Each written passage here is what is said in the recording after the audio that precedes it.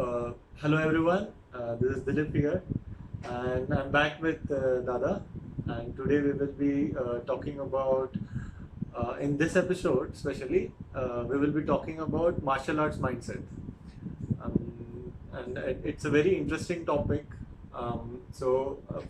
This is a reference to the first episode, the role of martial arts in life.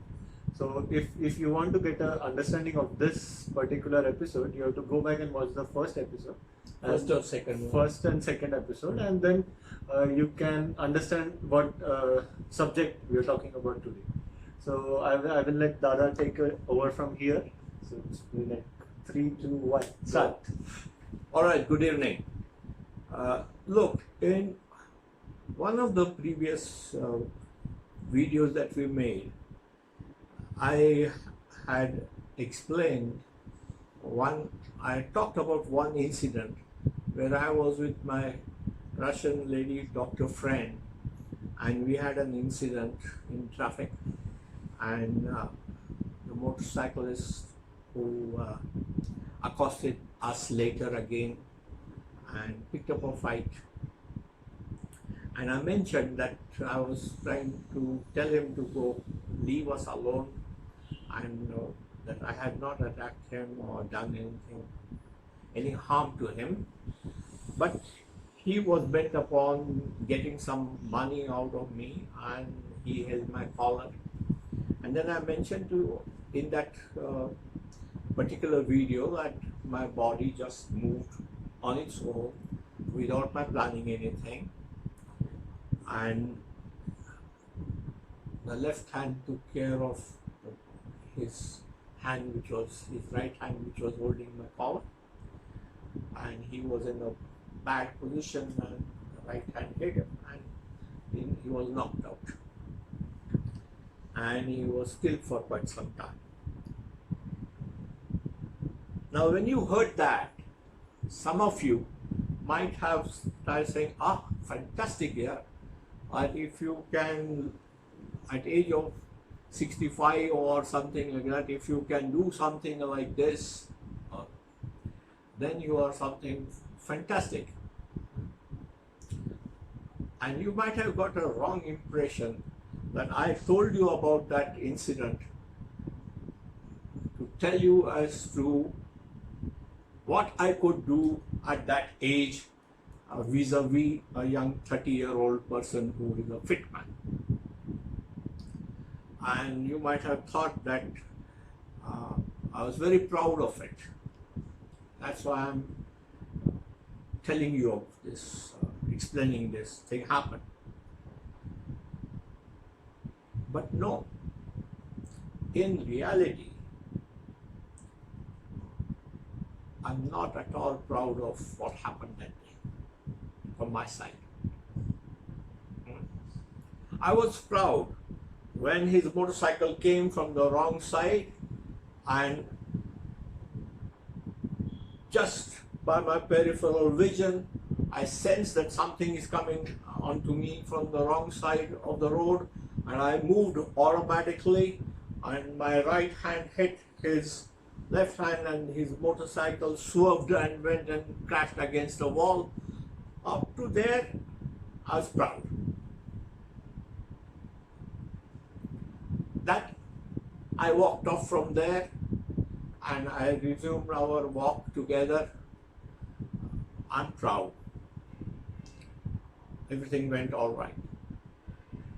That he came and accosted me again, and I told him that this is my card, and if you want, I'm with a lady.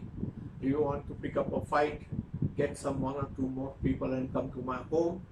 Up to here, I'm still proud that I did everything well. But the moment he held my collar, I already lost. I did nothing wrong, but I lost over there. Had I been of higher level, had I been, let's say, twice as good as I am, then he should have not touched me at all. He should have retreated and gone back. Had he done that, I would have been very happy and come back home and say, wow, I did very well. I won. So what are we talking about? And this is what a lot of people make mistake about. Many of you may be just fit. You could be a footballer, you could be a basketballer, you know, all sports. If you're playing at high level, you're fit and you are strong, you're young. And all of you might have had some fights here and there in schools and colleges or something like that, and may be quite confident because you are strong and fit. And you may be telling your friend, "Are isko aise mara, I hit him like this and I did this and that." No. If you enter a fight, if you cannot avoid it, by your very being, and if you have to hit somebody, never mind if you win, you completely knocked him out just the way I did, it's not a win. Because, now listen to me carefully what I'm saying, because there is no closure. For every fight, every confrontation, there has to be closure. What does that mean? It means the person who lost must not become my enemy. Because you might win one day. That may be your day. And if he holds that in his mind and comes and strikes at you after 3 days or after 1 year, that very act you lost from the beginning. That means you didn't complete something in a correct manner, that there was still fight. The fight was open. Your win was temporary.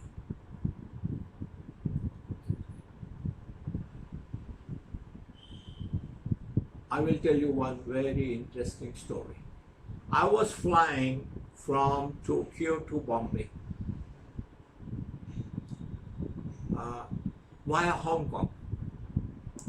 And in Hong Kong, I had to go to one or two offices, so I was there for a day or two. And then flight from Hong Kong to Bombay, Cathay Pacific. And there was not much crowd in the plane, half empty. And I wanted to watch some movie or something. There was no movie. I mean, there were movies, but also they had live television. And they were showing some episode from Hong Kong television. And so I started watching that. And it was about a Chinese master. They said Kung Fu, but it can be anything. They said in his introduction that this master is the greatest master that ever. I'm sorry, I'm forgetting his name, but his face is in front of my eyes. And in that clip, he looked like 70 years old. That means when Bruce Lee was around, this man must be still at the top. And the commentator said, his interviewer said that even Bruce Lee thought this is way, way high up. This master is something fantastic. So the interview is going to go on. Middle of the interview, suddenly the interviewer asked in English as to what belt do you have? How high are you? What's your rank? And he said, I haven't given any exams, I have no rank. I don't know about this, what you're talking about. Then I said, why are you called the greatest? He said, I don't know, they call it. I haven't done anything special, I teach.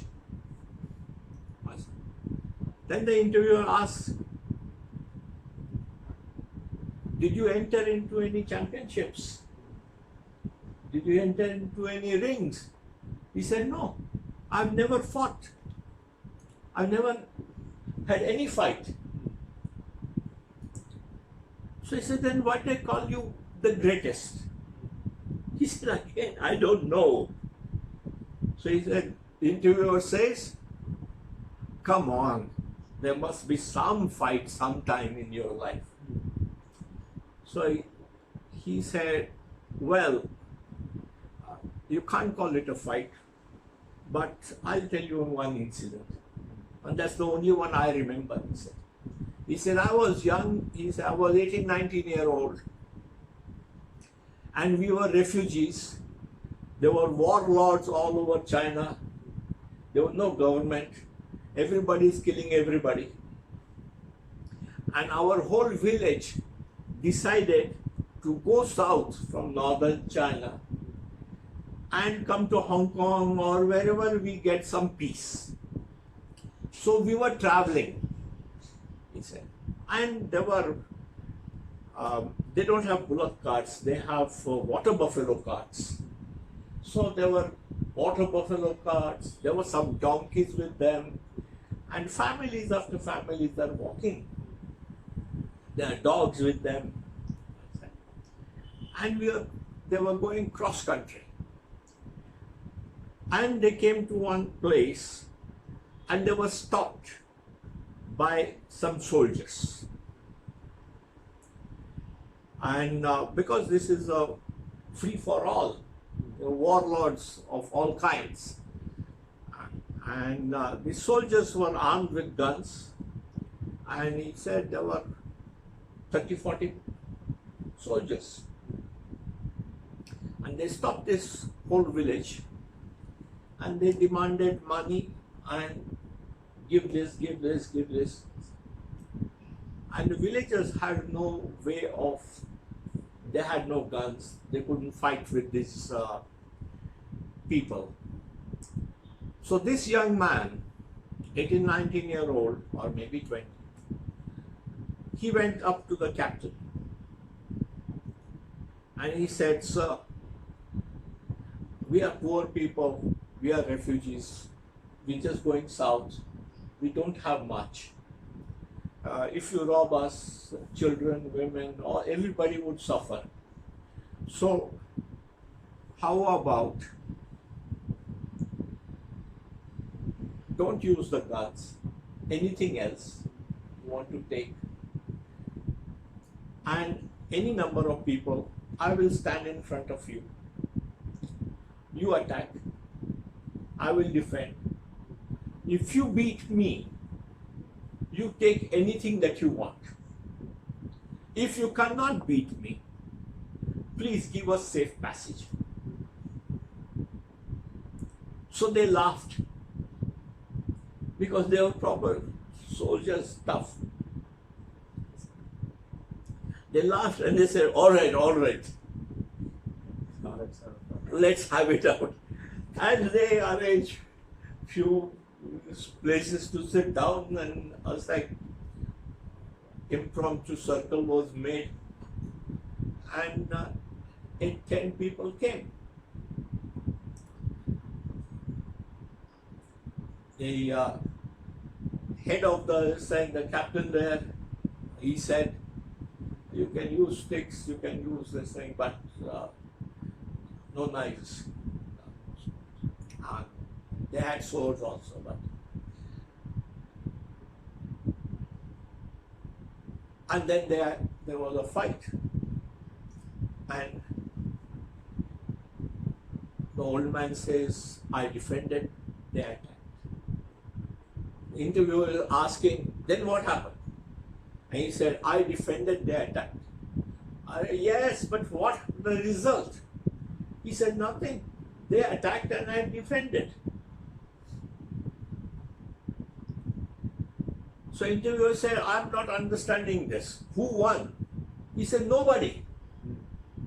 Then what happened? No. Master says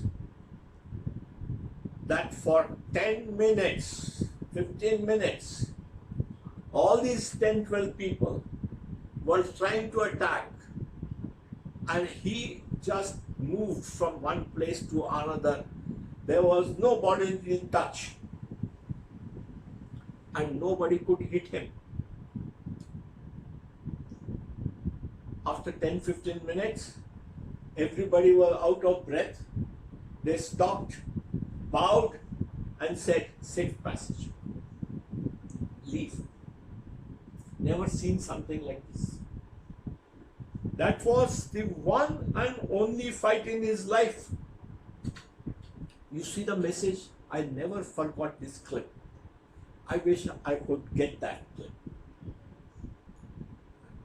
But I learned hell of a lot in that very moment.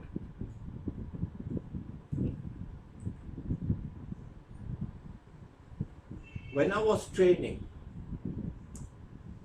in Philippines, it was one-on-one basis training. And there was one very nice man. He was a Dutchman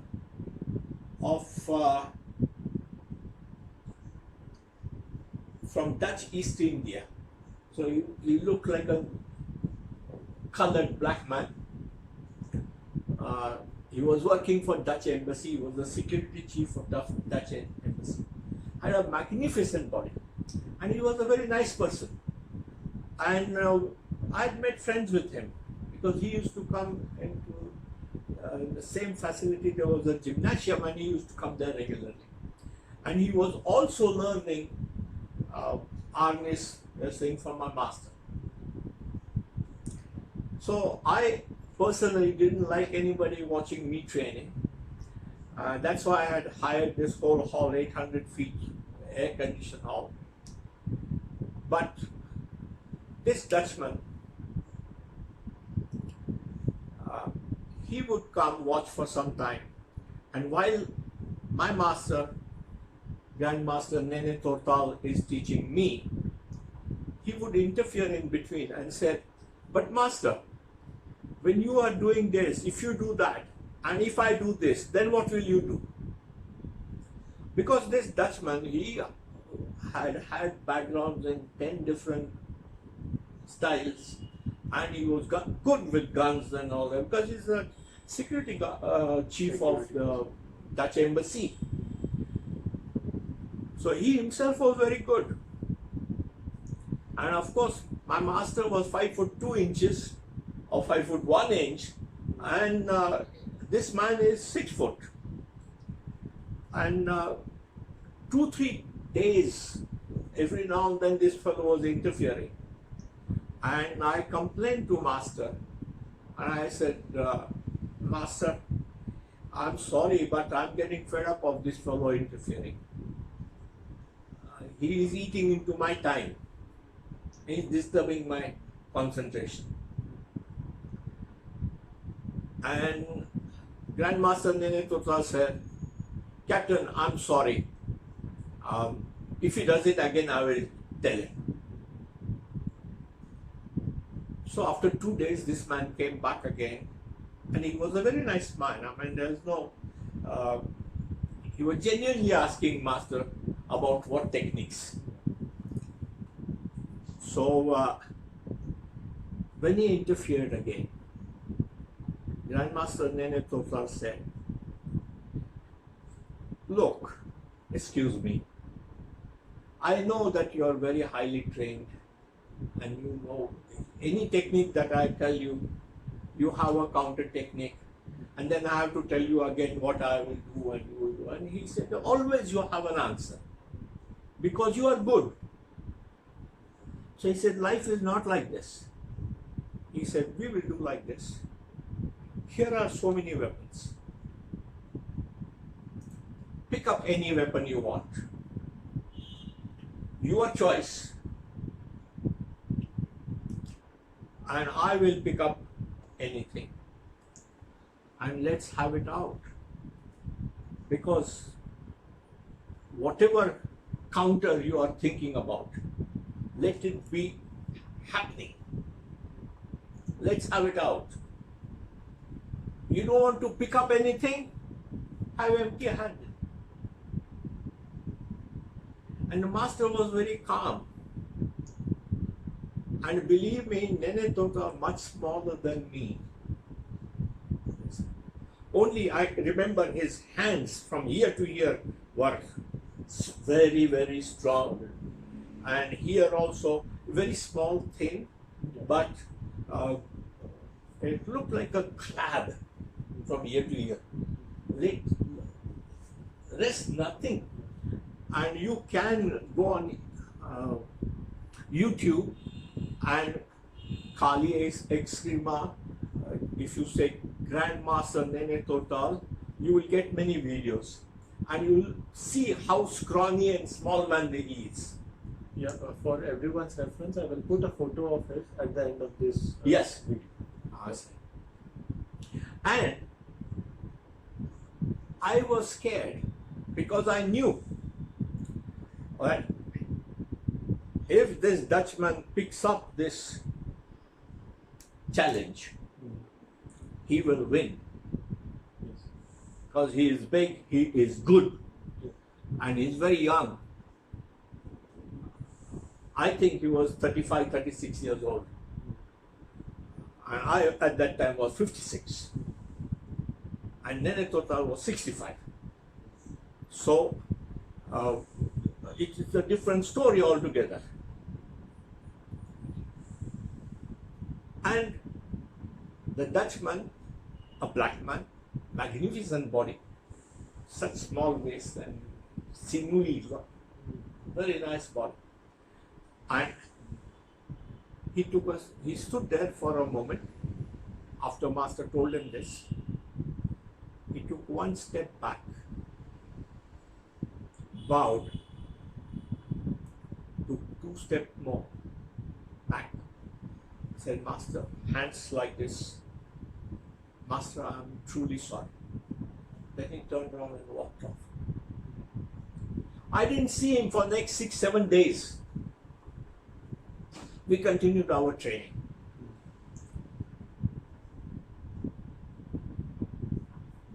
8-9 days later, I had gone to one Italian restaurant.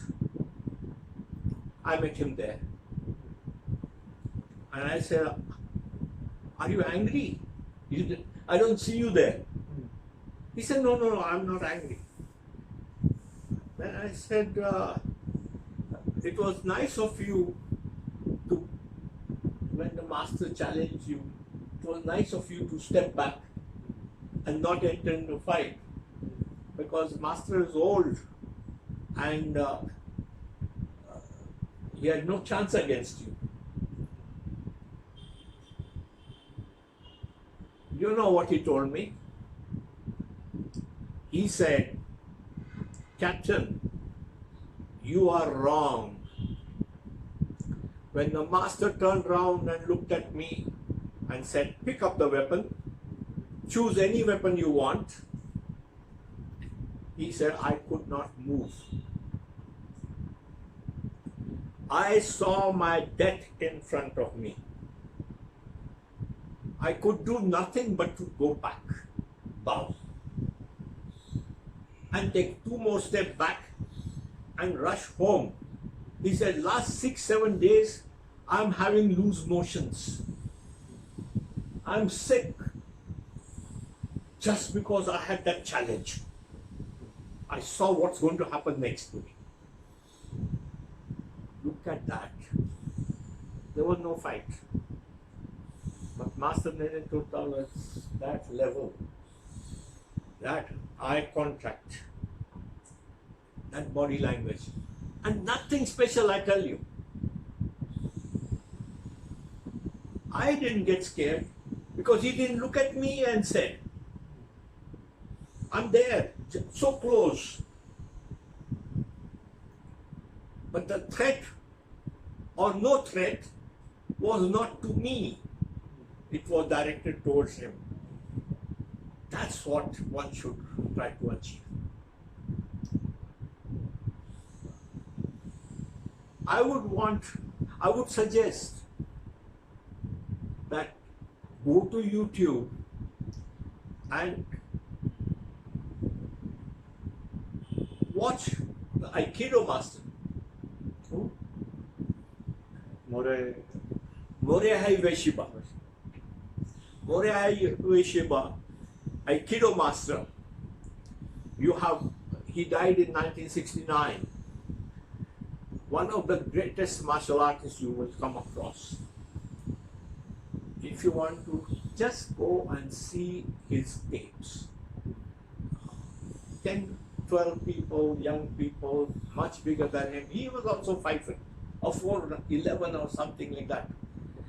And he's just moving around and people are falling around. And he's smiling, he is not you think he's dancing around, he's moving around. And he's into weapons also, he's very good with weapons.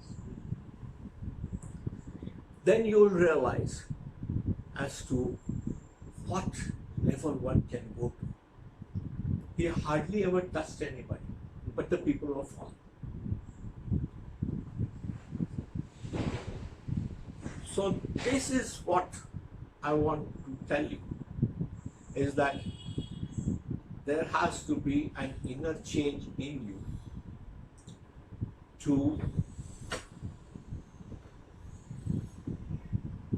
handle any confrontation without violence.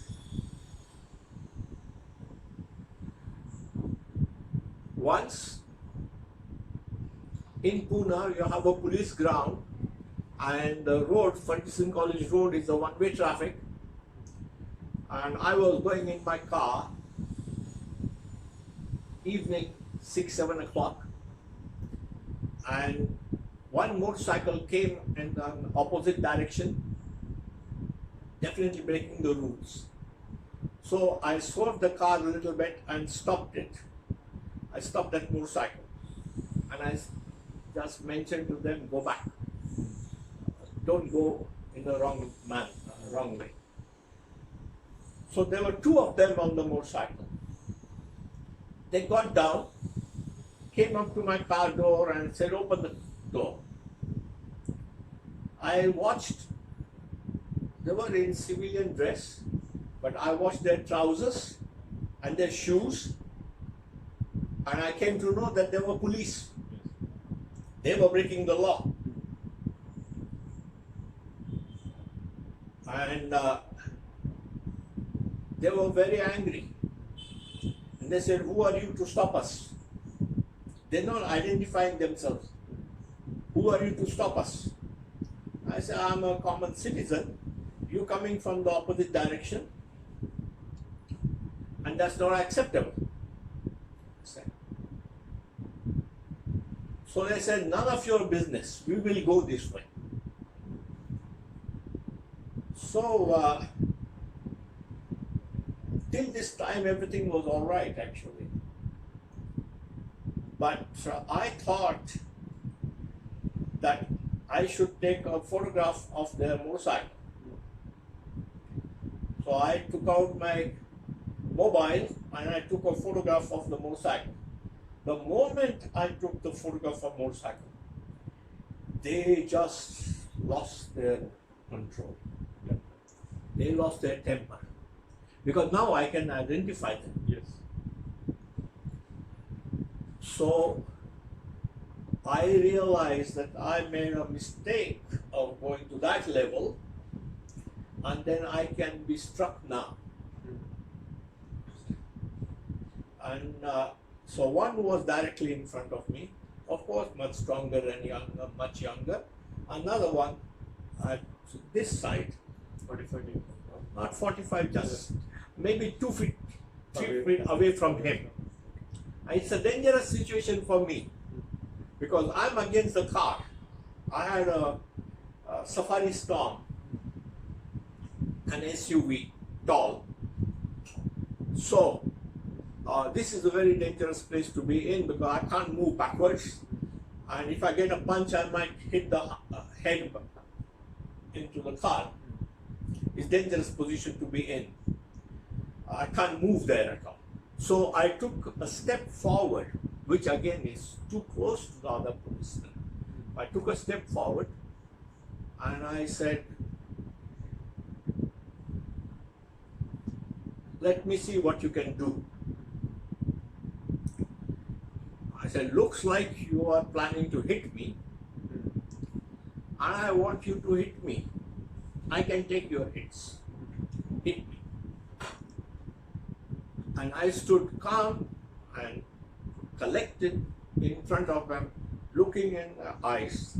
I'm looking in this fellow's eye, but I have also very good, I'm watching the other person in my peripheral vision.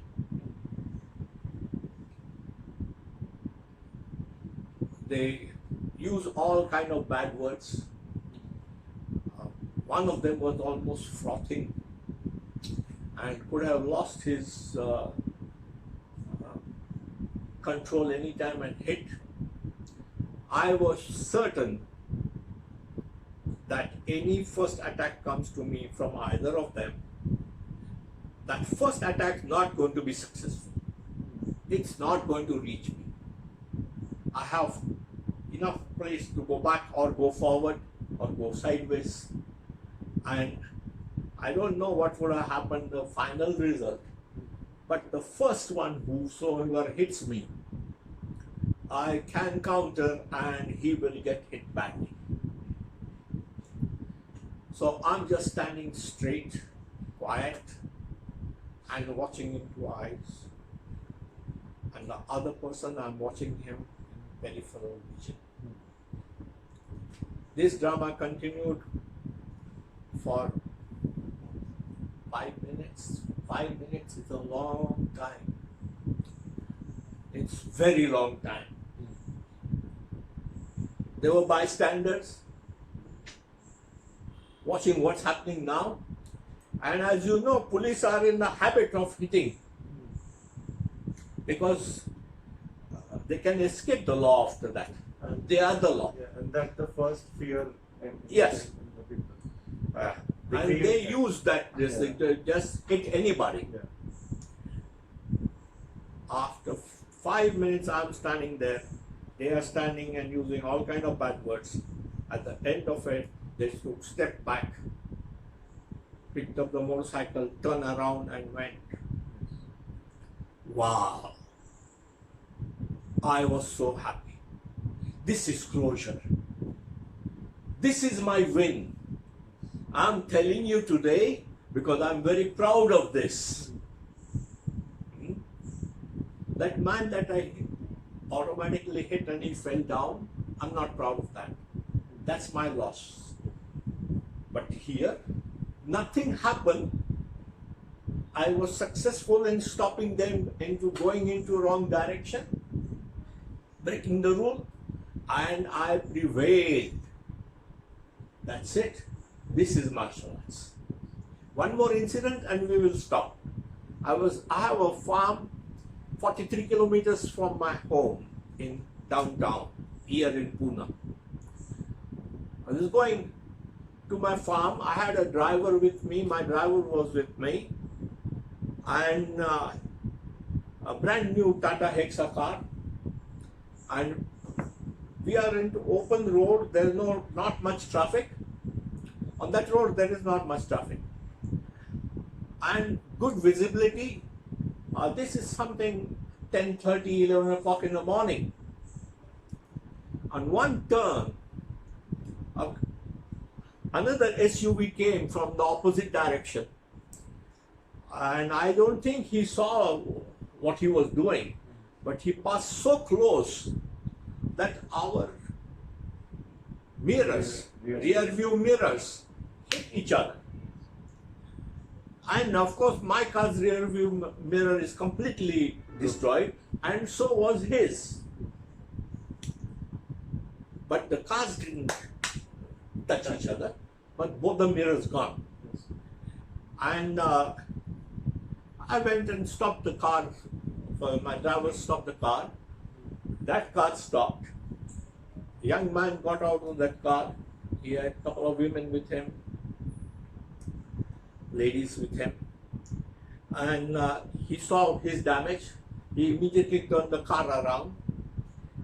And he came and he parked his car in front of us. And of course, I'm on the left front side and my driver is there. The driver got out and I was coming around near my driver. My driver is quite strong himself. And the young man, he suddenly put his hand and took our car keys. And he said, I will not give the car keys back till the time you pay me so many thousand rupees as damage to my.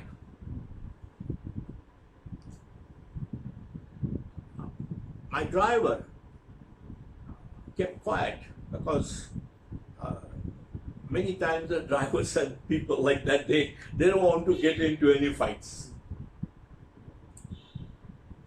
And that fellow would not give the car key back. I asked him twice, I said, you are equally wrong and my damage is as much as yours or more because mine is a more expensive car. So I'm not paying anything. And first of all, that you took my car keys is an offense and you return the car keys first. He said no. So I asked him twice and he did. The next, now at this time I was 72 years old and this man is 28, something like this, and okay, tall and big for me. And I just held him sideways like this, stand up. So we are standing like this and I held, and my keys are in his right hand. So I just held him like this and I said, hand over the keys. Now, the way I was holding him, he said, because you're old, I'm not hitting you. I said, you can hit me, no problem, but give my keys back first, then we talk. The young man suddenly realized that his right hand could not hit me. The way I'm holding him, he cannot turn around to me. The way I'm holding him and my grip is such that he cannot kick me with any one of his legs. He stood there for 2 minutes, quiet. He tried to move his body.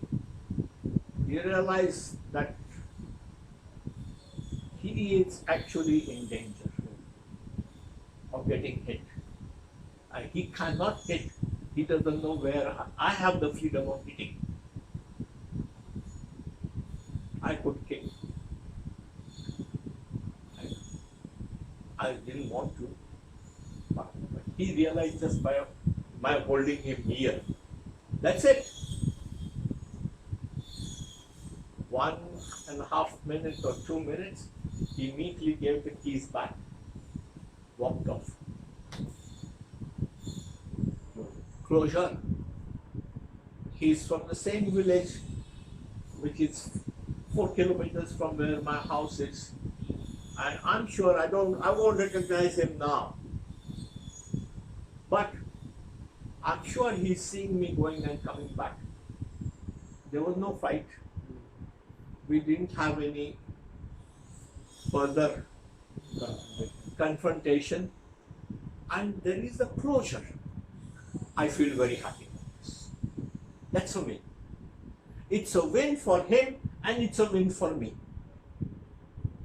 So the two cases that I told you, it's win for both sides. Yes. The great master, the Chinese master, I don't remember his name, when he defended his village, he didn't hurt any of the soldiers and the soldiers could not hit him. They respected each other. Safe passage was given. This is a win for both sides. That's what should happen. When my master, he took this nonsense from the Dutchman for 2-3 days. Finally, when he turned around, he was not angry. He was not thinking of killing him. But his manner, and he didn't use any rough language or something like that. In very common voice, normal voice, he said, pick up anything. You are a trained person and you will always have a counter. It's what we do at that very moment. So pick up something, you choose, I will choose, or you don't want to choose a weapon, don't choose a weapon. I am standing in front of you. And I still think that maybe the master might have lost it also. But the aura, the confidence, nazar, the look in the eye was such that this man is having loose motions for next 1 week. That's what can happen. I am not at any that level. This is exalted level. I am not at that level. Years and years of practice. No, whatever it is, I mean, somebody might reach that stage early in life. I haven't. I like to tell you I'm at a normal level and I'm enjoying my life because of this martial art training and studied for last 30 years now. Because I started at 46, I'm 76 now and I'm enjoying this. I meet young people like this and another 40 people like this and we interact and we study together, we train together. And that's happiness, that's my reward. Thank you, gentlemen. Yeah, so today's session, it was a very enlightening session. So what Dada said, I would like to add in to that is what we are training here or what martial arts trains you into is it's not only your physique, it also develops your body language, the way you look at things, the way your thought process changes. So that is what is more important than just fighting or just thinking about finishing a fight, or you're going to learn something and you're going to do some magical stuff. What many people say. So the motto why I started this was to reach out to people and tell them, see, this is what we are learning and this is what it means to learn martial arts. So I am very happy that I'm able to do this and I'm able to record it and put it on YouTube. So hope you guys watch it. Put some good comments, put some good questions down in the videos. Yes, and we'll take it up next time. We will take it up and we will try to answer it. So thank you. Thank Good you. evening. And good evening.